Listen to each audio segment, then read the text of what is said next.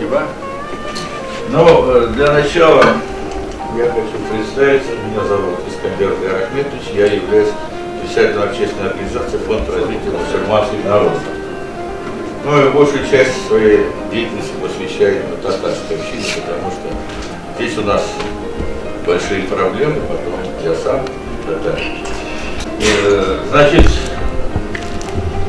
хотим вписываться в нашу культурную жизнь Москвы. Мы хотим активно участвовать в московской жизни. Но вот с большими трудностями, но мы свое слово, свое я показываю. Вот, пожалуйста, прошу сейчас продемонстрировать отрывки из наших фильмов, которые висят на сайте МТСС.ру. Но прежде всего давайте посмотрим фильм «Бессмертный полк». Вот. УМСС полк. Вот так называется. Это было снято 9 мая. Вот мы решили по собственной инициативе, вот собрались. Некоторые из присутствующих здесь сидят в зале, да. Некоторых вы можете узнать, да.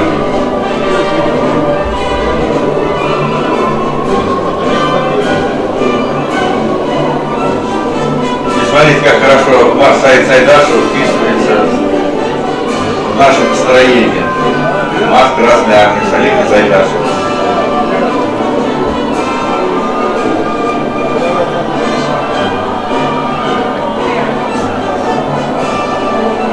Вот это наши отцы, фотографии.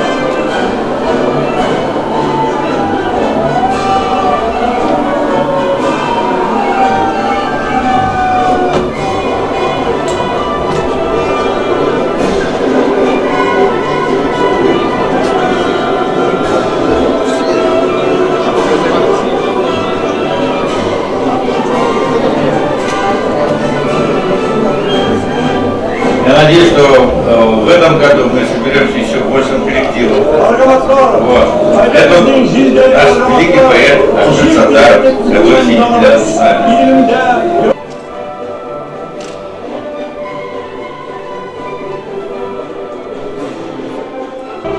Ну, на этом можно остановить тогда уже, потому что фильм большой, на 25 минут. Это... Ну вот еще, Амусет Джалили, пожалуйста. Вот, это фильм сделан Рафисом Шаликовым как раз. Это 110 лет. Амусет Джалили мы сейчас все отмечаем, вся наша страна.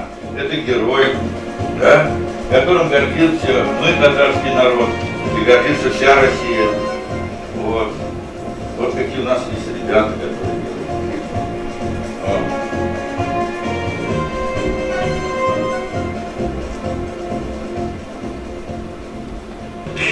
Я весеннюю свежесть почуя, пел я, вступая за родину в бой, вот и последнюю песню пишу я, видя топор палача над собой. Песня меня научила свободе, песня борцом умереть мне велит. Жизнь моя песней звенела в народе, смерть моя песней борьбы прозвучит.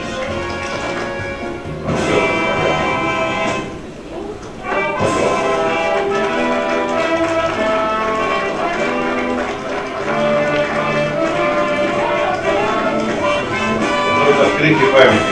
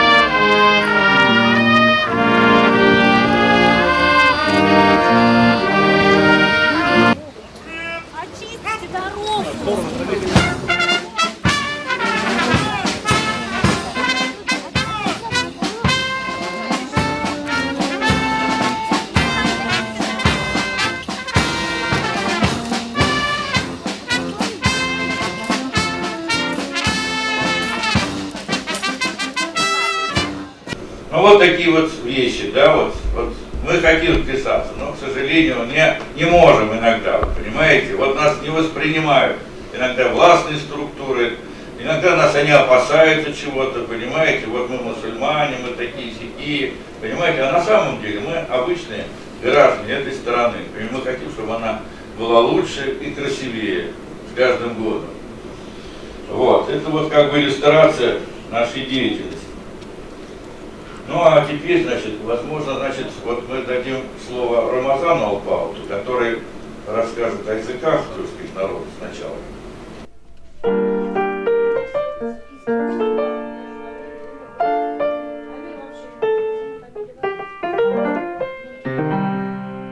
Я представляю Московскую кумыкскую организацию Кумукла. Сегодня я хотел бы, в силу того, что я был проинформирован, что мероприятие посвящено языковым правам, я в свою очередь довольно долго занимаюсь языковыми правами в части международных конвенций, которые обеспечивают. Сегодня мне хотелось бы сначала обрисовать некую ситуацию, которая сложилась с кумыкскими, ногайскими, карачаево-балкарскими, крымско-татарскими языками. Я рассматриваю тюркские языки так или иначе как вариации, литературные нормы, разные литературные нормы одного языка. Особенно российские тюрки, особенно те тюрки, которые являются мусульманами, которые их литературная норма довольно сильно отличается от казанской, но при этом это взаимопонимаемые языки. Рядом с кисловодским традиционным языком является карачаево-балкарский язык. Там представлена довольно значительная карачаевская община.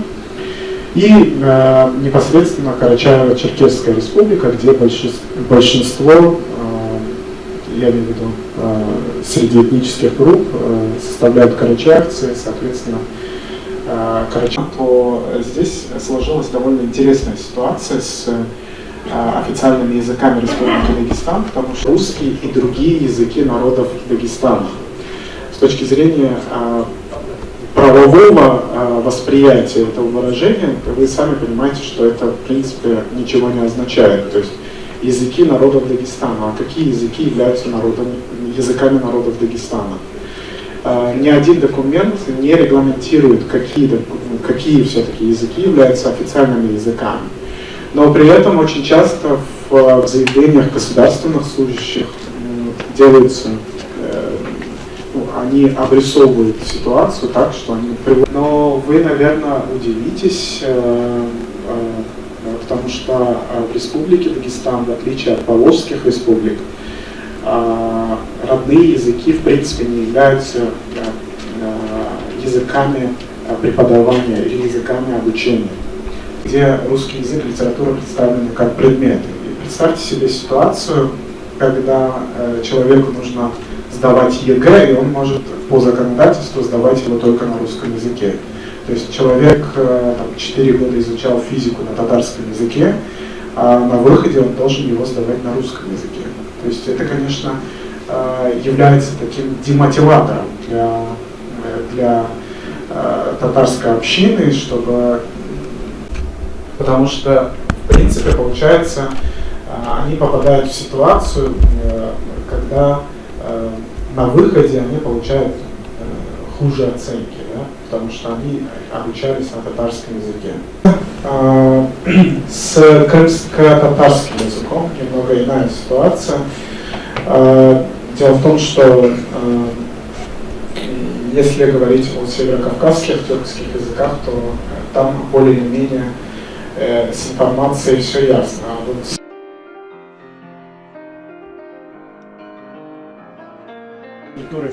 Большое спасибо, Зур Рахмет, сізге туғандаш болып, шуңат білән сізге ұлықшастыры бесінді методика бізге көрсеттіңіз. Бізге мешараттығар, к сожалению, мы не дошли еще до такой методики познания своего мешарского диалекта. Татар әдебиет тілін білуге четін, çünkü біздің диалектіміз енді самобытный. Қазанда әдеби тілі, шуңа көрә, миңа да башка кешеләргә дә кем яза татар телендә җибәргә, бастырырга безнең шигырьләрне, безнең әдәбиятны Татары – это вторая по численности нация в Российской Федерации, населяющая территорию нашей России с древнейших времен по сей день. По оценкам ЮНЕСКО, половина из 6 тысяч языков мира находится под угрозой исчезновения. В 2009 году ЮНЕСКо признала 136 языков на территории России, находящихся под угрозой исчезновения. Правда, татарский язык указан как благополучный. Потому рассуждать о прошлом, ну, бесполезно, его не вернешь. Рассуждать о будущем, оно может не наступить, понимаете? Вот у нас сегодняшняя жизнь, мы в этом находимся, вот, хорошем. Потому рассуждать о прошлом, ну, бесполезно, его не вернешь. Рассуждать о будущем, оно может не наступить, понимаете? Вот у нас сегодняшняя жизнь, мы в этом находимся, вот, хорошем ли, плохом ли положении. Давайте искать выход из этой ситуации. Я сейчас прошу показать первый рисунок. Вот опять тоже здесь данные приведены по статистике официальной, которая у нас есть, другой нет, от 2010 года. Вот здесь показано распределение, значит, жителей Москвы, значит, по округам, так, и по количеству. Вот здесь, оказывается, на 2010 год было 149 тысяч. Правильно или неправильно эти цифры не играют роль. Мы должны смотреть на относительные показатели, и тогда все хорошо совпадет. Как видим, что восток Москвы, так, северо-восток, восток, юго-восток, юг, это вот как раз там, где находится большинство татарского населения. Это наиболее дешевые регионы, так? Там жилье, как видите, наиболее дешевое. Вот там сосредоточено татарское население. Видите, до 20 тысяч находится у нас это Сваба, северо-восточного. Так, пожалуйста, следующий рисунок. Следующий рисунок показывает степень знания родного языка. Вот кумыки говорили там о 70%, да, там, помните, цифра звучала, да? Но это среди народов Дагестана. Вот. У нас тоже, вот смотрите, средний показатель татар 69% по стране. А вот это Москва, 35,7%. Московская область чуть поменьше, 32%. Знание татарского языка. Правдоподобные цифры на самом деле. То есть мы в среднем знаем меньше, почти в 2 раза, чем по стране языка. Но что интересно, следующую страницу, пожалуйста, покажите, следующий рисунок. Что интересно? Вот здесь есть опять относительный прирост населения. То есть не в абсолютных цифрах, а в процентах. Вот смотрите. Русский народ и татарский примерно одинаково убывает. Да? Ну, разница 0,2%. По сравнению с другими народами. Вот он, вот татарский красный, и зеленый татарский, красный русский. Вот они. Совпадают. А это общая тенденция. Вот. Теперь посмотрим, что творится в Москве в эти же годы. В Москве получается, татарский народ идет вниз, а русский народ растет. По сравнению со средними цифрами по Москве. Так, заметили, да? Разница 23%. Смотрим Московскую область, в то же самое время. Татарский народ растет, русский народ тоже растет, но гораздо меньше. Вот средний, синий. Так, теперь посмотрим причины потери родного языка и ассимиляции. Обозначим причины. Вот. Мы не будем здесь рассуждать об особенности языка и так далее. Это вот научные всякие вещи. А здесь, смотрите, первая причина – это внешнеполитические факторы. Конечно, они влияют, да? Когда, значит, мы видим, значит, войны там в разных мусульманских регионах, а мы мусульманский народ, да? Беженцы, как они себя проявляют. Видим бомбардировки Турции, допустим, как сбивают, да? Это все влияет на умонастроение как раз простых, молодых, особенно татар. Совершенно верно. Не в лучшую сторону. Вот. Кровавые всякие сцены и так далее в мусульманском мире. Второе, значит, это внутренняя политика. Ну, она разных уровней бывает. Федерального, регионального и местного уровня. Значит, внутренняя политика тоже, в общем-то, в нашу сторону не очень-то играет. Заявления властей мы слышали, хорошие заявления Путина и так далее. А что на местах? А на местах идет совершенно другое. не выполняется Конституция, прежде всего, основной закон страны, что мы все равны. Вот. И пошло-поехало. Значит, в СМИ, значит, там и тут, значит, термины всевозможные, исламисты, начинают еще представители, там вот, как мусульманских народов, иногда национальности называют, это телевидение, средства массовой информации, да? Где вот вы видели, чтобы, допустим, татарин был показан там с положительной стороны, там мусульманин, редко это показано. Передача мусульмане вдруг закрылась, понимаете? Все это влияет, в общем, на наше умонастроение, правильно? Вот. И по центральному каналу мы что, видим где-нибудь национальные передачи? Их нету. Даже раньше было, значит, это самое, был рабочий там полдник, там рабочий там это, в обеденный перерыв, там, звучала какая-то музыка. Сейчас этого совсем нет. Вот. То есть мы как бы находимся в вакууме. Вот это вот следствие неправильной национальной политики. И мы видим, что ее можно устранить совершенно спокойно, но почему-то у нас этим не занимаются. Далее, значит, вот имеется из-за этого, опять-таки, все эти причины связаны. Неравноправное положение народов по национальному и по религиозному принципу. Мы это видим прекрасно, по разным проявлениям. Есть неравноправие. Дальше вот мы сейчас живем в век информации. И понимаете, пошел информационный вал. Особенно на детей, на наших, на молодежь, да? Вот. Если раньше мы получали информацию путем личного общения, да, где-то там по земле ходили, вот, видели своими глазами что-то, то сейчас, а их нет. Нам нужны свои театры, филармонии, фильмы свои нужны, да, где мы могли бы национально развиваться. Этой структуры здесь нет, хотя живут тысячи людей, сотни тысяч. Да? Далее, слабая внутриобщинная организация. Вот уже идет, уже к семье тоже надо предъявить какие-то, значит, претензии, да? Значит, малое общение, низкая активность, неразвитая структура общественных объединений и пассивность населения. Вот. Это как раз, особенно у татар, это особо заметно. Если вновь прибывшие, значит, нам представители других народов, они еще имеют запас знаний, которые получили на родине, да, национальных знаний, то мы уже в нескольких поколениях у нас этого запаса нет. В школах не учат, да, да еще разобщены. То есть мы, в принципе, нормально здесь устроились в Москве. У нас нормальная работа, мы, как все русские, хорошо говорим, даже лучше, да. И вроде бы материальных стимулов нет для того, чтобы общаться друг с другом. Вот такие стимулы надо создать. Ну и в конце концов отсутствие материальной базы для национального развития. Значит, мне приходилось со многими бизнесменами говорить. Вот, они говорят, мы готовы вам помочь, но мы боимся за свой бизнес. Понимаете, в чем дело? Ведь получается, что мы, как бы, когда мы говорим, вот давайте мы будем собирать народ, мы оказываемся как бы врагами народа, понимаете? Врагами страны, как бы отщепенцы. Пятой колонны. Да, пятой колонны. Я вам не зря показал фильм, отрывки из фильма. Мы хотим быть в этой стране, а нам говорят, а нет, вы чужие, ребята, отойдите. У нас есть своя группа, уверены, там 3-4 человека так. Вот они представляют татар, вот мы им помогаем, хлопаем на всех уровнях. Или запишите смысл. Вот. Какой выход из положения? Вот выход из положения. Тоже вот целый комплекс мероприятий, которые взаимно связаны.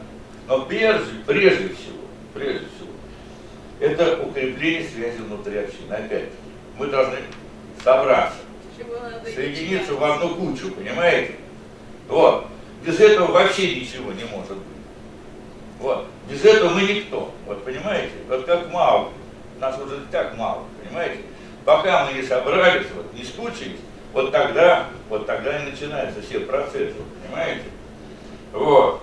Значит, усиление системы автономии. Вот Эмер говорит, автономия, я все порываю, бросаю. А что? Это государством созданная система сохранения национальных качеств. Там хорошие слова. Да почему мы не можем использовать своих интересов это все дело? Ведь мы могли бы многое сделать, если бы мы нормально построили автономию. Чтобы в каждом районе, вот у нас Миначев сидит. У нас, значит, где-то 15 лет тому назад, или больше даже, были созданы автономии по округам, да? Вот. Опять группа милиции, группы, значит, собрались, быстро написали бумажки, сдали в Минюст и обрадовались, значит, все хорошо, их записали. Вот. А я, например, собирал там людей, обзванивал, мы собрали собрание большое, да, там еще выбрали руководство, потом еще праздник провели по этому. Потом еще бумажки Минюса нам говорят, а вот уже бумага подана, не вы первые. И поехали. Значит, мы все оказались вне автономии. А в автономиях оказалась узкая кучка лиц. Минасев пишет письма во все округа. Ну скажите, вы что-нибудь знаете об автономии? И вот представьте себе, из 10 у нас округов, только в одном округе сказать, да, мы знаем автономию Восточного округа. Остальные, да мы не знаем, кто это такие вообще. И для чего они нужны? Ну, еще нужно планомерно создавать национальную инфраструктуру по различным направлениям. Значит, это средства массовой информации. Вот газеты, радио, телевидение. Сейчас появилась возможность интернет-телевидения. Не можем, не создаем. А ведь можно было, смотрите, вот у нас ребята снимают по своей инициативе вот эти все видео, где-то они вешают в интернете. Почему? У них есть потребность рассказать это все людям. Вот. Наверное, можно было большему кругу это все показать, но возможности нет. Помещение, как в том здании, которое у нас есть, отданы совершенно другим людям. Дальше. Ну, направление образования и воспитания, конечно, может, культура, спорт, отдых, туризм. Вот у меня есть брошюра от еврейского центра культурного, который мне Шамиль дал. Так вы знаете, сколько там расписано? И базы отдыха, и образовательные программы. Ну чего только нет, понимаете? Вот по всем вопросам вы можете найти ответ. По всем вопросам. Почему у нас этого нет? Что мы глупее? Значит, вот надо брать это как руководство действий. Вот. Дальше. Ну, еще, значит, это предпринимательская деятельность. Но у нас предприниматели масса, понимаете, причем не слабые предприниматели. Только их почему-то в наших рядах не очень-то видно. Ну, дальше, значит, вот, ну, и там юридическая помощь, социальная помощь, как, естественно, что я говорил, престарелым, там, больным и так далее. Вот. Ну, развитие материальной базы, значит, это, ну, необходимо в Москве. Театр обязательно национальный, должен функционировать, полноценный театр на такое количество населения, понимаете? Музей должен быть отдельный, да? Вот. Дальше, значит, ну, базы отдыха нужны, детские сады, лицеи, школы. Вот был у меня проект, значит, лицея, допустим, за городом просто отдельное здание, где дается образование высшего уровня. Не просто вот так, а высшего, чтобы оттуда выходили уже подготовленные дипломаты в нашем тюркском мире. Ну, кто бы, они бы тоже не отказались, азербайджанцы, и кумыки тоже. Мы бы, наверное, смогли бы такое есть. Да я показывал вот это самое, брошенное здание там, это самое, в Подмосковье. По прессу приношу, вот смотрите, фотографию принадлежит Министерству образования, можно взять за копейки его. Отремонтировать и продолжать работу. Аренда ноль. Неинтересно. Вот неинтересно. Все. Вот и уходит в сторону такие вещи.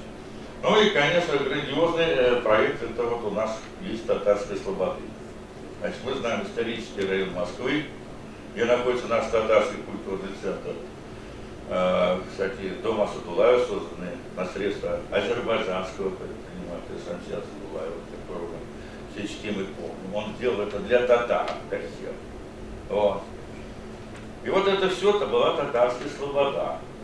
Вот эту историческую зону надо сделать проект, архитектурный проект, и сделать в Москве. Вот вам историческая зона со своими там интересными вещами для туризма, для всего прочего. Это же будет и городу приносить большие деньги, понимаете? Город получит новые краски, и мы, татары, в этой слободе, или татар без тясе, как у нас говорят, мы бы там вообще жили бы и развивались бы гораздо лучше. Вот. Что касается вот даже вот образования, Дамир говорит, школы. Ведь была договоренность с министерством, с мэрией Москвы даже, договоренность о том, чтобы открыть факультативы в любой школе, возможность открыть. Есть. Государство будет оплачивать это. самое, и все прочее. Нет желающих. Мы повесили на сайте, давайте, преподаватель будет платить. На сайте нету желающих. Это от чего? От того, что мы вот так вот развязаны, раскиданы, понимаете? А если мы в каждом районе там найдем 10-15 человек и скажем, вот мы хотим группу, нам ее откроют. Надо потребовать, и они это обязаны открыть. И в детском саду то же самое. Вот это еще один из вариантов совместного проживания. Вот тогда болсак, вот тогда будет, понимаете? А когда болмаса, бери болмаса. Это всегда так. Вот. Поэтому, значит, дальше. Ну и взаимовыгодное сотрудничество также вот и с национальными республиками тоже важно. Этот вопрос тоже можем организовать. Ну и все это, конечно, позволяет войти. Автономия, больше ничего, потому что это единственная государством утвержденная форма общественной организации, которая пользуется поддержкой государства. Вот, там это записано. Только через автономию мы можем влезть в эти миссии. Вот поэтому мимо автономии никуда не уйдет. Дальше, ну, есть еще спонсорская помощь, я говорил о болезни спонсоров. Если они увидят, что тебя поддерживает государство, конечно, они будут тоже этим помогать. Многие готовы помочь. Я знаю одного генерал-майора пограничных войск. У него прекрасное предприятие, большое. Но когда я ему говорю, помоги, а ты кто такой? Ты же политический, как тебе помочь? Ненадежный, да. А меня мой бизнес закроет завтра, и все, и скажут, что-нибудь найду. Все, до свидания. Вот. Поэтому мы здесь, конечно, должны обрасти своей юридической структурой, понимаете, у нас есть специалисты, даже есть работники МВД и так далее, которые нас могли бы поддержать. Но у нас нет связи, мы всех раскидали. Вот примерно основные направления. Ну и теперь, значит, вот у нас есть еще, ну, и есть вот частные проблемы, которые нас тоже очень волнуют. Это татарская автономия. Вот, переходя. Не можем мы, почему слиться? Вот 15 лет существует автономия. Вы хоть раз слышали, значит, призыв, ребята, давайте приходите в автономию, давайте собираться. Сколько было сабантуев, все прочее, не было ни разу. В автономии региональной отсутствует членство. Понимаете, это вообще кощунственный факт. Ты идешь, хочешь поступить в эту автономию, они говорят, ну пошел ты, мол, кто ты такой? Вот. Сколько раз мы, значит, у нас были даже такие собрания на улицах, когда это автономия произвольно выбрасывала даже общественные организации из своего членства. Народ возмущался, писали жалобы в Минюст, а Минюст говорит, ну и что, все нормально, все по закону, да пошли вы. Вот и все. Вот столько раз вот это все продолжалось. И обращаться в суд у нас нет возможности, потому что мы, наши права не ущемлены. Там не написано в уставе, что членство должно быть физически. Ну и все, идите. И вот, благодаря Докадамиру, он за Чурина подписал там такую бумажку и получил свидетельство. После этого зарегистрировал автономию, в уставе которой было членство физических лиц. Но эта автономия была зарегистрирована где-то в июне, а в сентябре уже была зарегистрирована другая автономия. Вот. Совершенно незаконно. Но старая, да, старая. То есть там Дамир принял 15, вот за эти 3 месяца. 25 тысяч. Да, 15 это вот членов физических лиц. И 25 местных автономий туда принял, в эту автономию, понимаете? Готовы, которые готовы были работать. Всех их принял. А потом пришли следователи, изъяли документы, прежде, да? Опять затормозили работу. А потом зарегистрировали новую автономию. А он действующий был, без его участия. Так? Написали там, это полностью подложные документы, да? Вот. И там оказалось всего 3 члена. Вместо 25. 3 автономии. И все. И с этим Министерство юстиции, оно же смотрит бумажки, вот предыдущие и это. Они зарегистрировали. 3 это автономия Южного округа, Юго-Западного округа и Западного округа. Вот. Один у нас уже все закрылся, автономия Западного окна. Да, ну, я в суд, вот мы начали вместе работать. Суд сначала, да, нас одобрил каким-то путем местным.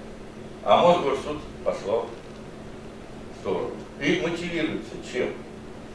Мотивируется тем, что, значит, это самое, жалоб не было от тех членов. Все было по закону сделано, зарегистрировано, понимаете? Вот они что пишут. Все по закону, потому что вот это самое, в протоколе все написано. Кворум есть, это есть, это есть, это. Я говорю, ну какой же кворум, когда этих нет в автономии, которые существуют? Это они не обращают внимания. Мало того, говорят, жалоб нет от тех членов, которые из этих 3 членов. А мы знаем, что из этих 3 2 члена подали заявление в суд о том, что этой конференции вообще не было, их там и не стояло. Опять суд на это не смотрит. Пишем апелляционную жалобу. Слово в слово повторяю. Посмотрите на нашем сайте, посмеетесь. Ну ей-богу. Вот до каких вещей доходит власть. Понимаете? Судебная власть. Ну сейчас мы будем дальше продолжать эту работу. Работа не кончится. Но во всяком случае мы уже сейчас получили подтверждение о том, что членство должно. Дальше. Теле- и радиопрограммам национальных студий предоставить широкий доступ, организовать регулярное освещение достижений культуры народов России по центральным каналам вещания. Нету на центральных каналах. Создать общероссийский государственный телеканал и радиостанции с вещанием на российских языках, формируемые национальными редакциями. Ввести в состав базовых пакетов каналов телевидения, распространяемых отечественными провайдерами по кабельным сетям, спутниковым каналам, программы республиканских студий телевидения, в общем, на языках народов России. Вот мы часто видим программы на английском языке бесплатно, да, допустим, французском там. А почему нету на татарском бесплатно? Да за татарский я почему должен доплачивать как за сексуальный канал? Почему это так? Мы же народы России, якутский язык тот же самый, понимаете? Любой язык. Мы народы России, мы, государство должно это оплачивать. Но здесь англичане живут. Англичане живут, но их гораздо меньше. Ну, а больше азербайджанцев. Да, азербайджанцев гораздо больше. Давайте считать, конечно. Дальше. Вот еще есть предложение расширить состав общегосударственного алфавита, дополнив его дополнительными буквами. Вот мы можем счесть, допустим, народы тюркские. И к этому алфавиту, который из 33, дополнить еще 10. Еще 3 буквы. Ну, нам 3, М4, М5. Ну, вот посмотри, сколько там. Ну, посмотрим, сколько там букв. Их немного. Но главное, чтобы любой чиновник мог их прочитать. Понимаешь? Тогда ты свою фамилию можешь на своем языке написать. И не будет искажений ни в фамилиях, ни в именах. Ну, как просто. Извините, сейчас я просто предложение уже по резолюции. Дальше. Неразбериху устранить с национальными именами. Вот уже сколько раз мы сталкивались. По-разному все записаны одни и те же имена. Одна буква исчезает, и человек мучается. Один написал так, другой так написал. Сколько? Значит, нужны такие словари, что это одно и то же. Вот и все, установил это, тогда интересно. Ахмед или Ахмед, одно и то же. Дальше. Сохранить национальную школу, вот о чем я говорил, значит, условия приема в высшие учебные заведения Российской Федерации должны быть адаптированы для обеспечения равных возможностей при поступлении выпускников национальных и русскоязычных школ. Наладить систему дистанционного обучения национальных языков как часть образовательной системы. Это совершенно спокойно делается. Дальше. Дополнить школьные учебники, экспозиции музеев разделом по достижению культуры и истории народов России, как составной части общегосударственной ценности. Это тоже очень важно. Ведь в татарском народе, допустим, я не знаю, как в других народах, у нас сохранились произведения средневековых авторов, да, которые раньше Шекспира, там, разговор с черепом и так далее, вращение земли, но это не входит в российскую сокровищницу. Да? То есть мы когда в курс литературы в школе учат, они учат Державина, а до этого ничего не было как будто. Понимаете как? Ломоносов там.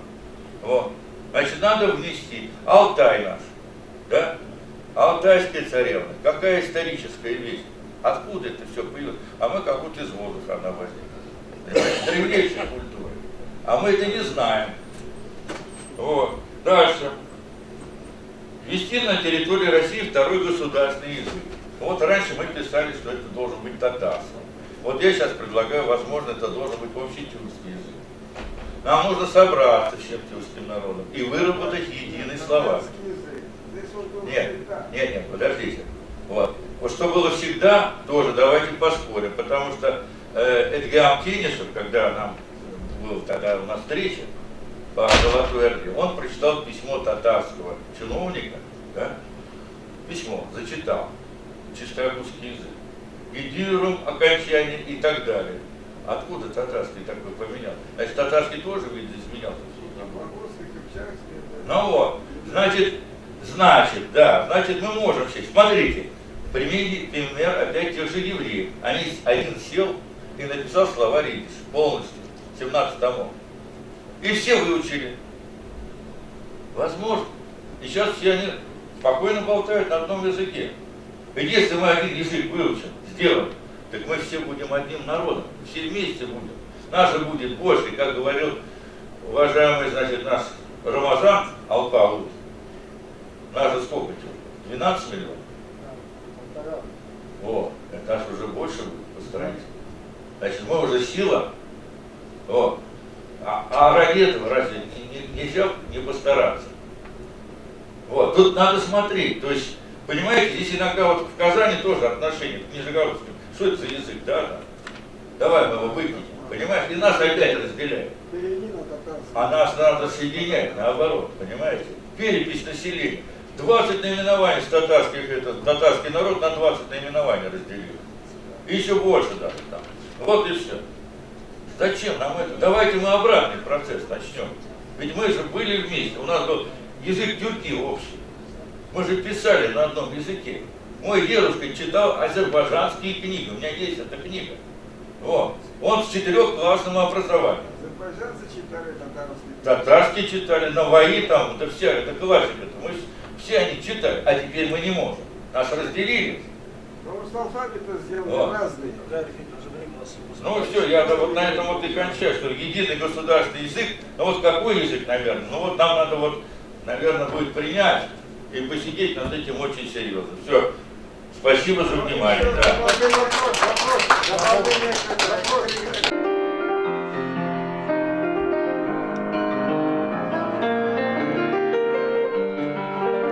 У нас записывался Алексей Александрович Толкосов из Якутского дома. Я хотел бы предоставить уже слово. Пожалуйста, Алексей Александрович, вы все расскажете о себе. Да. Автономия более половины это фантом. Понимаете?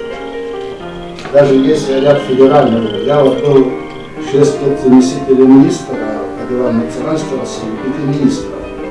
И даже я возглавлял эту рабочую группу по подготовке тысячелетия Казани. В составе 8 замминистров, я был в рабочей группе. И самое интересное, в 1997 году мне подарили альбом, где было написано 1143 года в Казани, а через 2 года решили, что будет тысячелетие. Я просто рассказываю. Я представляю региональную национальную культурную автономию азербайджанцев Московской области. Вот мы, как национальная культурная автономия, существуем уже вот с 2003 года до 2010 года у нас был 3, сегодня 19, мы уже татар-карташдарым уже доходим, уже догоняем, 19, но у нас еще... Также меня волнует, потому что я сам также татарин. И вот в последнее время мы занимаемся в пространстве интернета обучением основам ислама по интернету. Просто, конечно, было бы хорошо, если вот у нас регламент есть, запустить ролик, именно посмотреть. Есть инструмент, предлагаю, пожалуйста, мы можем договориться, есть специалисты, татарский язык через интернет, и знаем, как это делать. Спасибо за внимание.